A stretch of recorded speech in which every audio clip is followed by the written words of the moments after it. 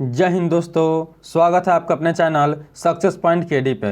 दोस्तों, आज के इस वीडियो में हम लोग क्लास 10th के फिजिक्स का चैप्टर 1 प्रकाश के परावर्तन एवं अपवर्तन के जितने भी ऑब्जेक्टिव क्वेश्चन हैं, सभी ऑब्जेक्टिव क्वेश्चन आज हम लोग इस वीडियो में पढ़ने वाले हैं। तो आप लोग वीडियो में शुरू से लेकर लास्ट तक बने रहिएगा ताकि आप सभी क्वेश्चन को अच्छे तरीके से याद कर सकें। तो दोस्तों, आइए हम आज क्लास स्टार्ट करते हैं और क्वेश्चन देखते हैं। दोस्तों, आपका पहला नंबर क्वेश्चन है, दाढ़ी बनाने में किस दर्पण के उपयोग किया जाता है?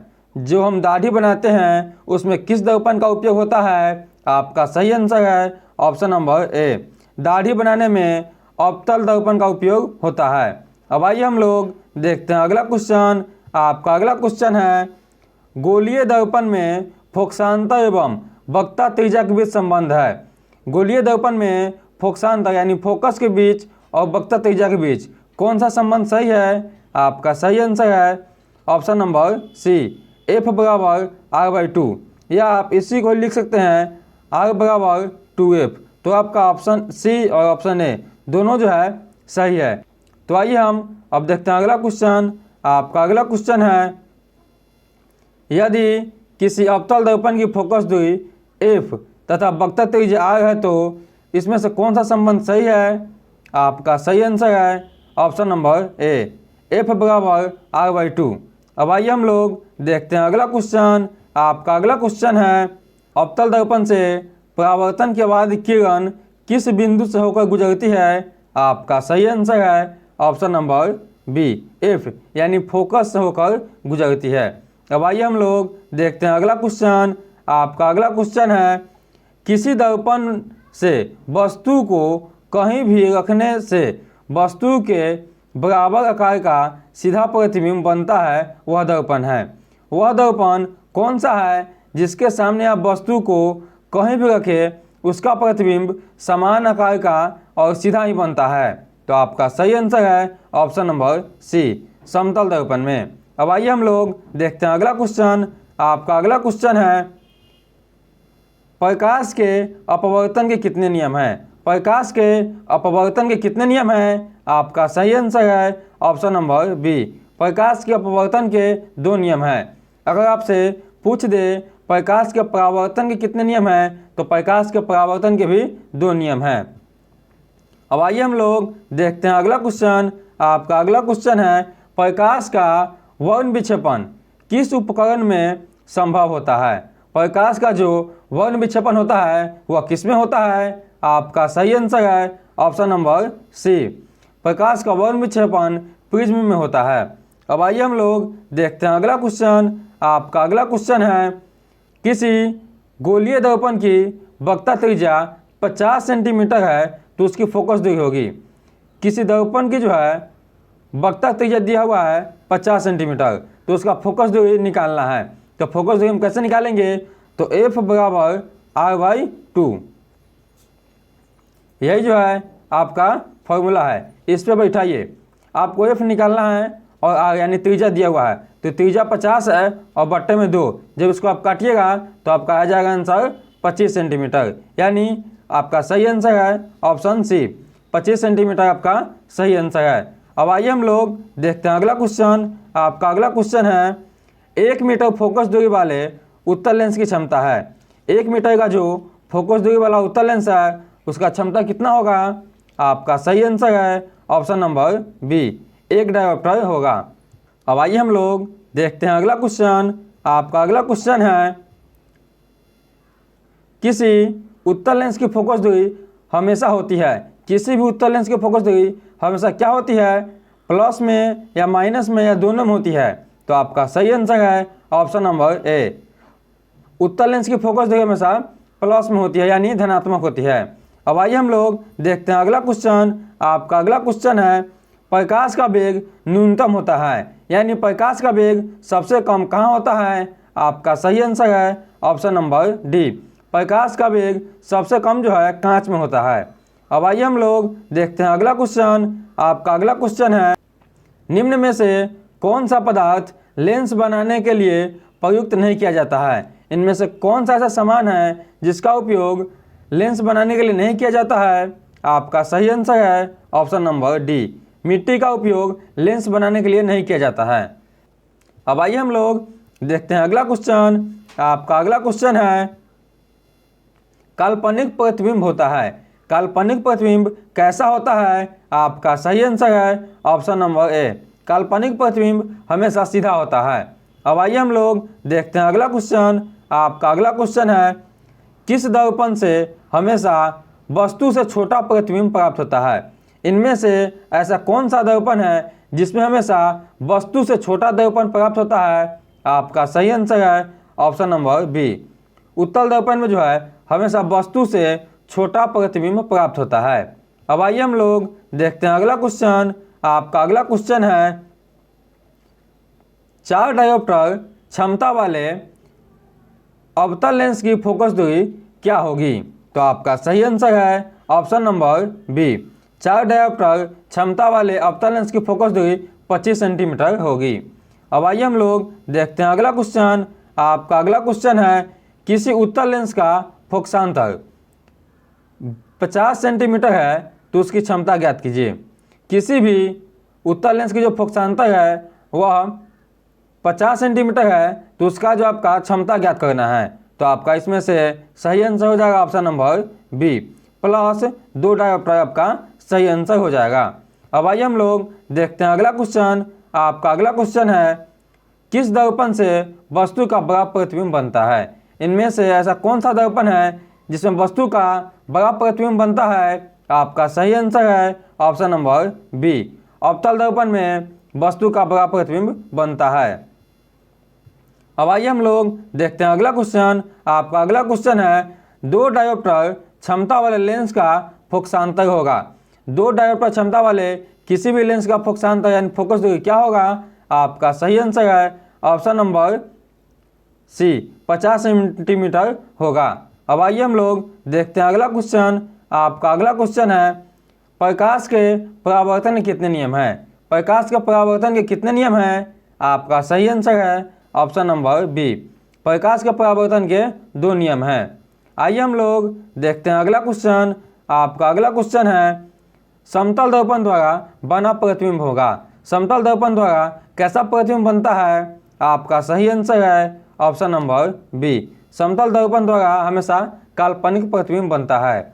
अब आइए हम लोग देखते हैं अगला क्वेश्चन। आपका अगला क्वेश्चन है जब प्रकाश की किरण हवा से कांच में प्रवेश करती है तो मुड़ जाती है। जब प्रकाश की किरण हवा से कांच में प्रवेश करेगी तो अब किधर मुड़ती है? तो आपका सही आंसर है ऑप्शन नंबर बी अभिलंब के निकट यानी अभिलंब की ओर मुड़ जाती है। अब आइए हम लोग देखते हैं अगला क्वेश्चन। आपका अगला क्वेश्चन है किसी दर्पण से आप चाहे जितनी दूरी पर खड़े हो उसका प्रतिबिंब सदैव सीधा प्रतीत होगा। संभवतः दर्पण है। वह कौन सा ऐसा दर्पण है जिसके सामने आप चाहे जितने दूरी पर खड़े हो आपका प्रतिबिंब हमेशा सीधा ही दिखाई देगा? तो आपका सही आंसर है ऑप्शन नंबर बी या तो समतल दर्पण या उत्तल दर्पण। इन्हीं दोनों दर्पण में आपका प्रतिबिंब हमेशा सीधा दिखाई देता है। अब आइए हम लोग देखते हैं अगला क्वेश्चन। आपका अगला क्वेश्चन है फोटोग्राफी कैमरा का अभिदृश्य होता है। फोटोग्राफी कैमरा में कौन सा लेंस लगा होता है? आपका सही आंसर है ऑप्शन नंबर ए फोटोग्राफी में उत्तल लेंस लगा होता है। अब आइए हम लोग देखते हैं अगला क्वेश्चन। आपका अगला क्वेश्चन है साइड मिरर के रूप में प्रयुक्त होता है यानी साइड मिरर में कौन सा दर्पण लगा होता है? आपका सही आंसर है ऑप्शन नंबर बी उत्तल दर्पण लगा होता है। अब आइए हम लोग देखते हैं अगला क्वेश्चन। आपका अगला क्वेश्चन है एक उत्तल दर्पण की फोकस दूरी 10 सेंटीमीटर है तो उसका वक्रता त्रिज्या होगा। जब किसी उत्तल लेंस की फोकस दूरी 10 सेंटीमीटर है तो उसका वक्रता त्रिज्या क्या होगा? इसको निकालने के लिए आपको f बराबर r/2 इसी फॉर्मूला बैठाना होगा। आपका f दिया है इस बार 10 और त्रिज्या निकालना है तो इधर भाग में है तो इधर गुणा में होगा यानी 10 गुने 2 = r। जब से कीजिएगा 10 दूनी 20 सेंटीमीटर आपका आंसर आ जाएगा। तो आपका सही आंसर हो जाएगा ऑप्शन नंबर बी 20 सेंटीमीटर आपका सही आंसर है। अब आइए हम लोग देखते हैं अगला क्वेश्चन। आपका अगला क्वेश्चन है, किसी माध्यम के अपवर्तनांक का मान होता है, किसी भी माध्यम का अपवर्तनांक जो है उसका मान क्या होता है? आपका सही आंसर है ऑप्शन नंबर बी, साइन आई बटे साइन आर। अब आइए हम लोग देखते हैं अगला क्वेश्चन।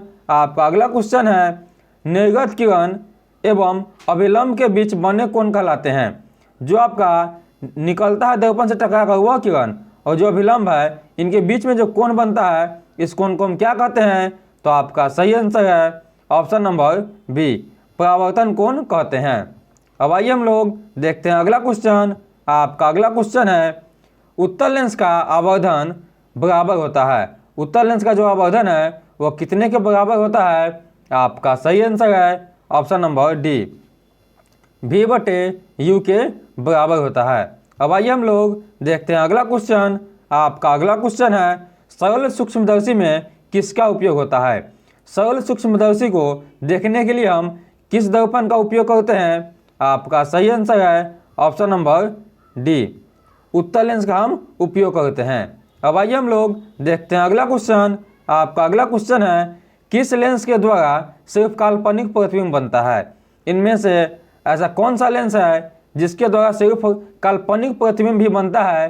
तो आपका सही आंसर है ऑप्शन नंबर ए, उत्तल दर्पण द्वारा केवल काल्पनिक प्रतिबिंब भी बनता है।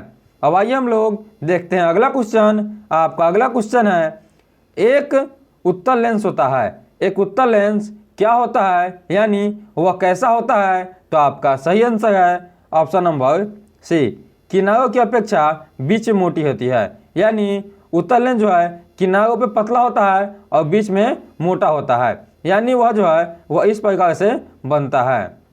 अब आइए हम लोग देखते हैं अगला क्वेश्चन। आपका अगला क्वेश्चन है, किसी बिंब का वास्तविक तथा समान आकार का प्रतिबिंब प्राप्त करने के लिए बिंब यानी वस्तु को उत्तल लेंस के सामने कहाँ रखेंगे कि उसका जो है प्रतिबिंब वास्तविक और समान आकार का बने?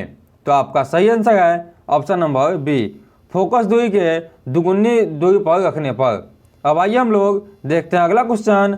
आपका अगला क्वेश्चन है, किसी बिंब का अवतल दर्पण द्वारा बना प्रतिबिंब आभासी, सीधा तथा बिंब से बड़ा पाया गया वस्तु की स्थिति होगी। वस्तु की स्थिति कहाँ पर रखेंगे हम कि उत्तल दर्पण में वस्तु का प्रतिबिंब आभासी, सीधा तथा वस्तु से बड़ा बनेगा? तो आपका सही आंसर है ऑप्शन नंबर डी, दर्पण के ध्रुव तथा फोकस दूरी के बीच में। अब आइए हम लोग देखते हैं अगला क्वेश्चन। आपका अगला क्वेश्चन है, किसी गोलीय दर्पण तथा किसी पतले गोलीय लेंस दोनों की फोकस दूरी -15 सेंटीमीटर है, तो दर्पण तथा लेंस संभवतः है वो कौन सा दर्पण है जिसका फोकस दूरी -15 सेंटीमीटर है? तो आपका सही आंसर है ऑप्शन नंबर ए, दोनों अवतल दर्पण है। अब आइए हम लोग देखते हैं अगला क्वेश्चन। आपका अगला क्वेश्चन है, परावर्तन के नियम से निर्धारित होता है। परावर्तन के नियम से क्या निर्धारित होता है? तो आपका सही आंसर है ऑप्शन नंबर ए, आपतन कोण बराबर है परावर्तन कोण के, यानी कोण आई बराबर है कोण आर के। इस प्रकार आप याद रखिएगा, इसी को हम स्नेल का नियम भी कहते हैं। अब आइए हम लोग देखते हैं अगला क्वेश्चन। आपका अगला क्वेश्चन है, लेंस में मुख्य फोकस की संख्या कितनी होती है? लेंस में जो है वह मुख्य फोकस की संख्या कितनी होती है? आपका सही आंसर है ऑप्शन नंबर बी, लेंस में मुख्य फोकस की संख्या 2 होती है। अब आइए हम लोग देखते हैं अगला क्वेश्चन। आपका अगला क्वेश्चन है, प्रकाश की किरणें गमन करती है। प्रकाश की किरणें कैसे गमन करती है? आपका सही आंसर है ऑप्शन नंबर ए, प्रकाश की किरणें सीधी रेखा में गमन करती है। अब आइए हम लोग देखते हैं अगला क्वेश्चन। आपका अगला क्वेश्चन है, सर्च लाइट का परावर्तक सतह होता है। सर्च लाइट का परावर्तक सतह कैसा होता है? आपका सही आंसर है option number B, searchlight का परावर्तक सतह अवतल दर्पण का होता है। अब आइए हम लोग देखते हैं अगला क्वेश्चन। आपका अगला क्वेश्चन है, उत्तल दर्पण की फोकस दूरी उसके वक्रता त्रिज्या की क्या होती है? उत्तल दर्पण का जो फोकस दूरी होता है वह उसके वक्रता त्रिज्या कैसा होता है? तो आपका सही आंसर है ऑप्शन नंबर बी, आधी होती है। अब आइए हम लोग देखते हैं अगला क्वेश्चन। आपका अगला क्वेश्चन है, जब प्रकाश की किरणें एक माध्यम से दूसरे माध्यम में जाती है तो वो अपने पूर्व पथ से विचलन हो जाती है, इसे कहते हैं, इसे हम क्या कहते हैं? तो आपका सही आंसर है ऑप्शन नंबर बी, इसे ही हम प्रकाश का अपवर्तन कहते हैं। अब आइए हम लोग देखते हैं अगला क्वेश्चन। आपका अगला क्वेश्चन है, प्रकाश की किरणें जब विरल माध्यम से सघन माध्यम में जाती है तब वह किधर चली जाती है, किस ओर मुड़ती है? तो आपका सही आंसर है ऑप्शन नंबर डी, अभिलंब की ओर मुड़ जाती है। तो अब आइए हम लोग देखते हैं अगला क्वेश्चन। आपका अगला क्वेश्चन है, जब प्रकाश की किरणें दो माध्यमों को अलग करने वाले सतह पर पड़ती है तो वह क्या करती है? तो आपका सही आंसर है ऑप्शन नंबर सी, अभिलंब की ओर मुड़ जाती है। अब आइए हम लोग देखते हैं अगला क्वेश्चन। आपका अगला क्वेश्चन है, पानी से भरी बाल्टीन की गहराई कम मालूम पड़ने का कारण है। पानी से भरा बाल्टीन जो है हमें कम गहरा क्यों दिखाई देता है? तो आपका सही आंसर है ऑप्शन नंबर बी, प्रकाश के अपवर्तन के कारण ही दिखाई देता है। अब आइए हम लोग देखते हैं अगला क्वेश्चन। आपका अगला क्वेश्चन है, जब प्रकाश एक माध्यम से दूसरे माध्यम में जाता है तब अपवर्तन होता है, अपवर्तन किस में होता है? तो आपका सही आंसर है ऑप्शन नंबर ए, प्रकाश के चाल में परिवर्तन होने के कारण ही अपवर्तन होता है। अब आइए हम लोग देखते हैं अगला क्वेश्चन और आज का लास्ट क्वेश्चन। आज का लास्ट क्वेश्चन है, सघन माध्यम से विरल माध्यम में प्रवेश करने पर आपतन कोण तथा अपवर्तन कोण में क्या संबंध होता है? तो आपका सही आंसर है ऑप्शन नंबर सी, अपवर्तन कोण बड़ा होता है। तो इस वीडियो में बस इतना ही क्वेश्चन था। आपको यह वीडियो कैसा लगा आप कमेंट बॉक्स में जरूर बताइएगा और अपने दोस्तों के पास भी इस वीडियो को शेयर कीजिएगा। तो हम फिर मिलते हैं नेक्स्ट क्लास में, तब तक के लिए आप लोग मन लगाकर पढ़ाई कीजिए।